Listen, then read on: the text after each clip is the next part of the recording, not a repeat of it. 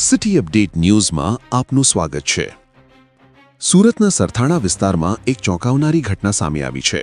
Doorbell વગાડવાની બાબતે મહિલાએ 7 વર્ષના બાળક પર ક્રૂર મારપીટ કરી।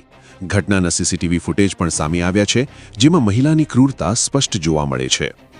યુગી ચોક સિલિકોન રેસિડેન્સીમાં રહેતા સુધીર વઘાસિયાના દીકરા દેવાંશ સાથે આ બનાવ બન્યો હતો।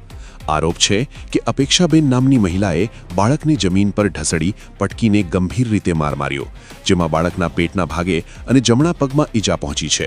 પગમાં સોજો પણ જોવા મળ્યો છે। ન્યાય મેળવવા માટે પીડિતના પિતા સુધીર વઘાસિયાએ સરથાણા પોલીસ સ્ટેશનમાં અરજી કરી છે અને મહિલાની સામે કડક કાયદેસરની કાર્યવાહી કરવાની માંગ કરી છે।